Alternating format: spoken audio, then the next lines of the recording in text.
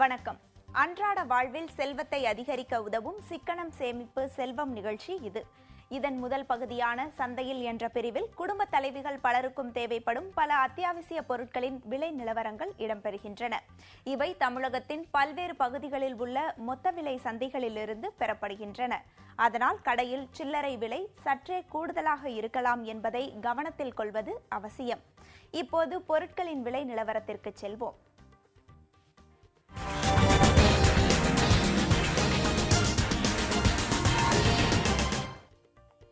முதலாவதாக சென்னை கோயம்பேடு சந்தையில் இன்றைய விலை நிலவரங்களை பார்க்கலாம். 1 கிலோ கத்தரிக்காய் 10 ரூபாய், தக்காளி 16 ரூபாய், கேரட் 25 ரூபாய், பீட்ரூட் 20 ரூபாய், பீன்ஸ் 50 ரூபாய், அவரை 50 ரூபாய், பச்சை மிளகாய் 25 ரூபாய், குடை மிளகாய் 30 ரூபாய், வெங்காயம் 15 ரூபாய், சாம்பார் வெங்காயம் 25 ரூபாய், முருங்கைக்காய் 30 ரூபாய், வெண்டைக்காய் 15 ரூபாய், உருளைக்கிழங்கு 23 ரூபாய், புடலங்காய் 15 ரூபாய்.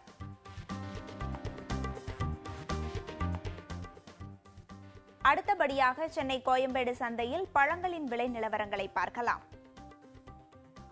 1 கிலோ கொய்யா 35 ரூபாய், ஆப்பிள் 150 ரூபாய், மாதுளை 100 ரூபாய், அன்னாசி 50 ரூபாய்,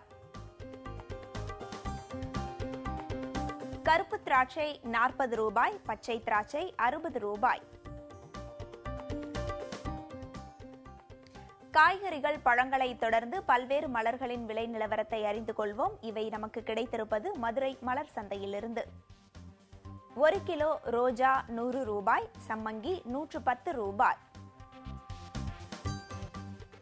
மல்லிகை 130 ரூபாய், கனகாம்பரம் 250 ரூபாய், முல்லை 300 ரூபாய், கோழிக்கொண்டை 60 ரூபாய். அடுத்ததாக மளிகை பொருட்களின் விலை நிலவரங்களை தெரிந்து கொள்வோம். இவற்றில் அரிசி ரகங்களின் விலை திருவள்ளூர் மொத்த விலை சந்தையிலிருந்தும் மளிகை பொருட்களின் விலை விருதுநகர் சந்தையிலிருந்தும் பெறப்பட்டுள்ளன. 1 கிலோ பொன்னி அரிசி 50 ரூபாய், ஐஆர் 20 32 ரூபாய், பொன்னி பச்சரிசி 52 ரூபாய், இட்லி அரிசி 30 ரூபாய், துவரம் பருப்பு முதல் ரகம் 74 ரூபாய், இரண்டாம் ரகம் 68 ரூபாய், உளுத்தம் பருப்பு முதல் ரகம் 82 ரூபாய், இரண்டாம் ரகம் 78 ரூபாய், பாசிப்பருப்பு முதல் ரகம் 95 ரூபாய், இரண்டாம் ரகம் 90 ரூபாய், கடலை பருப்பு 45 ரூபாய், மசூர் பருப்பு 48 ரூபாய். அடுத்ததாக எண்ணெய் விலை நிலவரங்களை பார்க்கலாம். நல்லெண்ணெய் கிலோ 190 ரூபாய், கடலை எண்ணெய் 93 ரூபாய், தேங்காய் எண்ணெய் 180 ரூபாய், ரீஃபைன் எண்ணெய் 92 ரூபாய், தீப எண்ணெய் 90 ரூபாய், பாமாயில் 70 ரூபாய். அடுத்து அசைவ உணவு விலை நிலவரத்தை பார்ப்போம். சென்னை காசிமேட்டிலிருந்து மீன்களின் விலை நிலவரத்தையும் நாமக்கல்லிலிருந்து முட்டை மற்றும் கறிக்கோழி விலை நிலவரத்தையும் பார்க்கலாம். 1 கிலோ கறிக்கோழி 68 ரூபாய், முட்டைக்கோழி 50 ரூபாய்.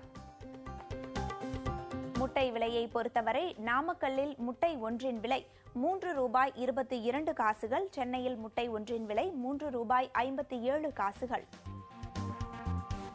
மீன் வகைகளில் 1 கிலோ வஞ்சரம் 550 ரூபாய், வவ்வால் 350 ரூபாய், சங்கரா 280 ரூபாய், சீலா 400 ரூபாய், இறால் 650 ரூபாய், நண்டு 230 ரூபாய்.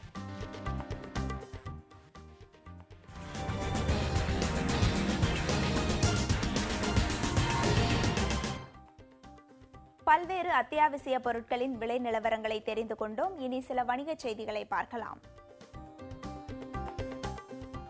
சுசுகி மோட்டார் சைக்கிள் இந்தியா நிறுவனம் லெட்ஸ் என்ற ஸ்கூட்டரை சென்னையில் நேற்று அறிமுகப்படுத்தியுள்ளது. 1 லிட்டர் பெட்ரோலுக்கு 63 கிலோமீட்டர் தூரம் செல்லக்கூடிய வகையில் அதிநவீன தொழில்நுட்பத்துடன் லெட் ஸ்கூட்டர் வடிவமைக்கப்பட்டுள்ளதாக சுசுகி தெரிவித்துள்ளது. 98 கிலோ எடையுள்ள இந்த ஸ்கூட்டர் 110 சிசி திறன் கொண்டதாகும். இதன் விலை 46,925 ரூபாயாகும்.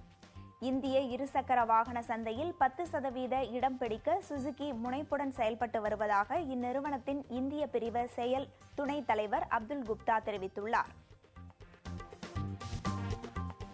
10 வயதுக்கு மேற்பட்ட சிறுவர் சிறுமியர் வங்கிகளில் சேமிப்பு கணக்கு தொடங்க ரிசர்வ் வங்கி அனுமதித்துள்ளது.